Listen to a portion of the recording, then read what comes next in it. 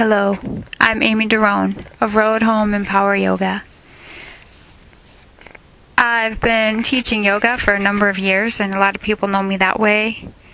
Lately, people are really gravitating toward my classes and asking for meditation somewhere in the middle of a vinyasa flow or at the end. So, I am Aimee DeRoehn of RoadHome and Power Yoga and Meditation. The meditation I'd like to offer you today is really about just meeting you where you're at. Humanity keeps reaching out to me and expressing their feelings and thoughts about their anxiety, depression, addiction, hopelessness, fear. I'm very, very familiar with all of that. In fact, that pretty much was home for me. I am grateful for the teachers that I have had and the path and the breakdowns that I have had to break through into a me I never knew. I'm grateful for Baron Baptiste, who offered this meditation as one of the components of a 40-day personal transformation program that I took back in 2006 or 7. This meditation that I offer you is simply the one that I do. So I'm always going to only speak to you and teach you what I actually not just have learned, have been taught, but what I practice day in and day out. I only know what it feels like to feel worried and doubting and insecure and anxious, and while that may feel like a familiar place because it was just normal, or, familiar meaning kind of felt like home. It was what I was just simply used to. I really truly didn't know that there was any other way to think, therefore feel, therefore be. And my life really reflected all of that. So for those of you reaching out to me, I am honored. I'm honored that I'm humbled that I've found a tool. That's all meditation really is to me, is a tool offered by my teacher, and that I'm able to share it and offer you a tool for you to start applying by consistently sitting in meditation for a few minutes every day, if possible, so that you can heal you. Hippocrates said, "Physician, heal thyself." Before I could offer anything to anybody, I had some internal work to do on me. And if I can come through the other side of all that mental fraying, anything is possible for you. So let's sit together right here, right now, for the few minutes that we have. I recommend meditating in the most quiet part of your day, when the world doesn't really come at you. In the early morning is great for me because life hasn't really gotten started and my mind hasn't really woken up yet. You'll do what's right for you. And I promise that every day that you sit for those few minutes, you'll really feel it on the days that you do not. So you have nothing to prove to me about how much you want to meditate. I think it's really about, spiritual hunger. But every bit of it is kind of like a contribution to a spiritual bank account. And we need that. We need to be rich in our spirit again and whole in our mind. Sitting with me, cross-legged, throw a few pillows or a big blanket under your bottom. Let's bring the hips higher than the knees. Take each hand to the flesh of your buttock, your right buttock. Pull the flesh of your buttock out and away from you. Then feel what it's like to really sit down on that right hip, right buttock. Lean left, pull the flesh out. Feel what it's like to be really kind of plugged in to the sit bones underneath your pillow or blanket. Bring your upper body upright so that your shoulders line up over your hips. Let your chest be open and let your shoulders draw back. Now go ahead and bring all 10 fingertips together. And rest your arms and your hands in your lap. Take a breath with me. Let all the breath escape. The way out is through. This meditation is just for a few minutes. So let's work with what we've got. With your hands and your arms resting in your lap.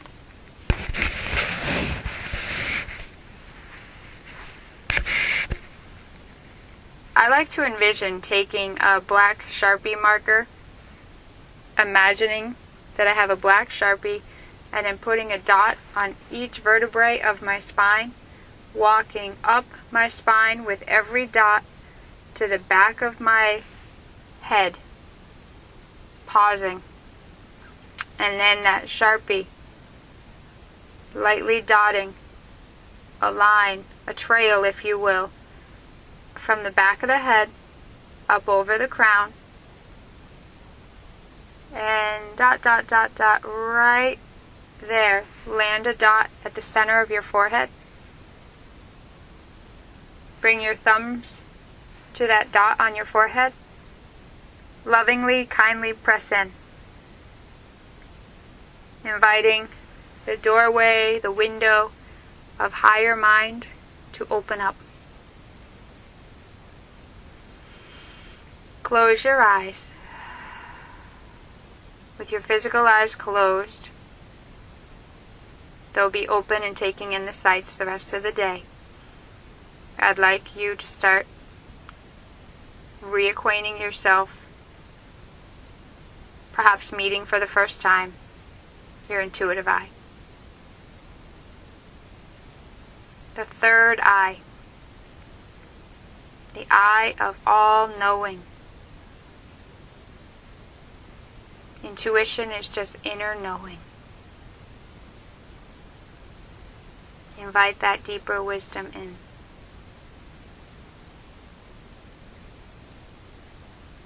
From that black dot in the center of your forehead, that's the gateway to the window of your mind. I want you to envision that you've climbed into the attic of your mind. You're seated on a bench looking out the window that is your forehead, down at your thumb tips touching.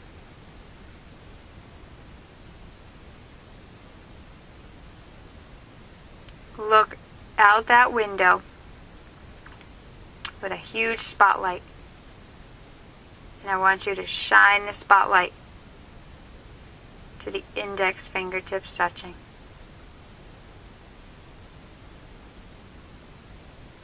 I like the hands because they are a physical anchor for me to come back to when I get lost in thought. It's okay for you to get lost in your thought too. Your hands are also your anchor. My voice is an anchor back to you. Follow my voice and direct that spotlight to your middle fingertips touching. Look at your middle fingers through the forehead of your mind. envisioning they're under a spotlight.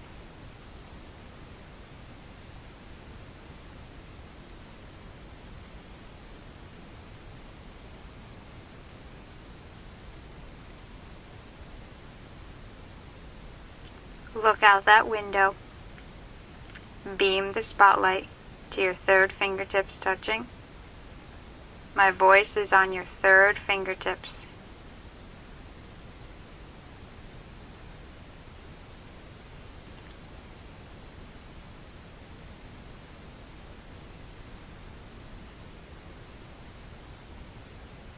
Beam the spotlight to your pinky fingertips touching.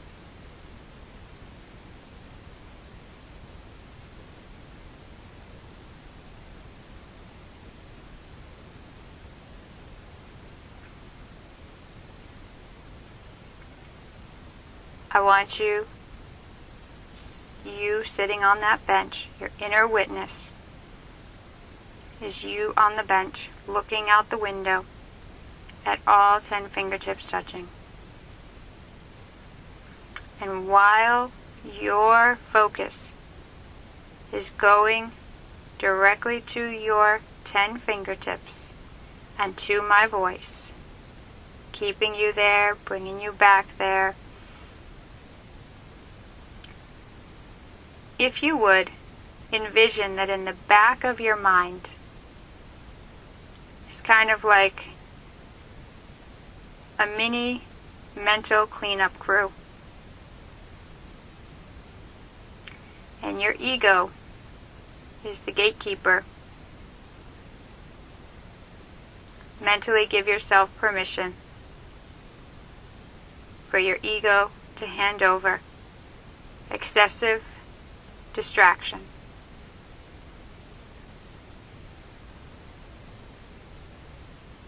A box of excessive worry.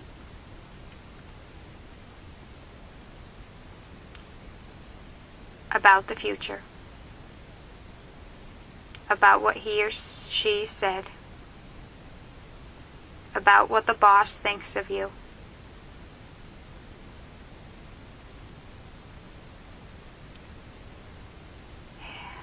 Watch that cleanup crew take the box labeled excessive inner criticism, and yet the larger part of your mind is not engaged with this because you are at the 10 fingertips touching. The biggerness of you is more intrigued about the 10 fingertips touching rather than what's going on behind you. And yet you know it's there. The mental cleanup crew has a moving truck all ready to go with what your ego is ready to clean out of its mental and emotional attic. You need not think what that is. Your mind has been very invested in your thoughts. Good, bad, or ugly. There's pride in that.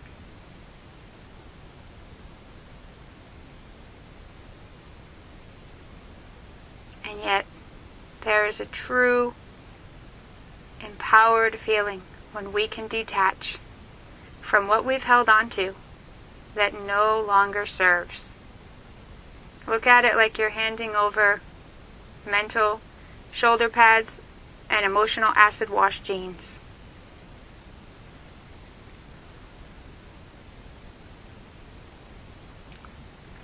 If you are willing to part with some of those heavy boxes, taking up a lot of space in the attic of your mind, you clear a pathway for a new mental direction.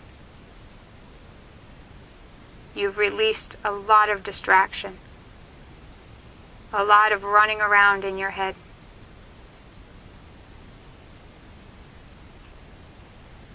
You're just being. Feel how peaceful that is.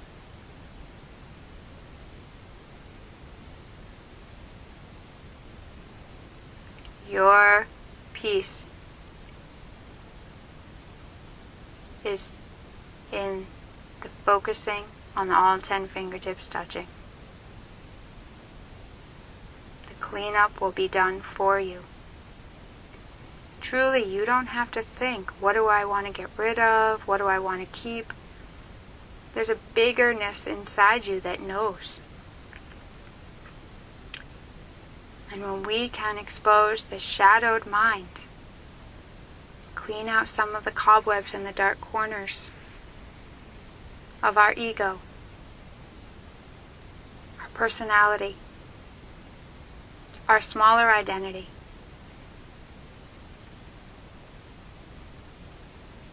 we have uncharted, grounded, beautiful territory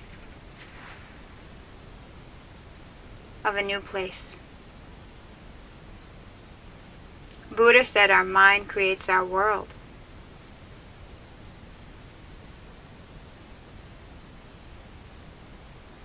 It's okay to feel a little bit edgy about all that empty space, about freeing those boxes.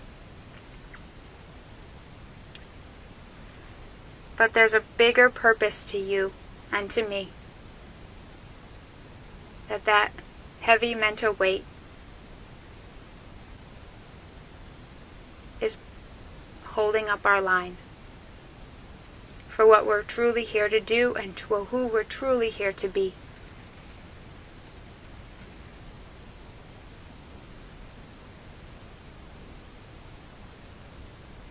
Have you ever noticed how you clean out your closet and you really struggle with letting go of that shirt or those pants and say, someday I might want this, or, well, you know, we hem and we haw. But after it's gone, do we miss it? So meditation is very empowering when you decide, the ego mind and the soul of you marry together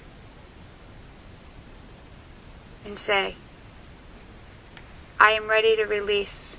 I release the need for. I am ready to part with. I thank those boxes for how they have served me, for how those labels have protected me, have obscured me, so I did not truly have to shine. But time's not waiting on anyone. If not now, when?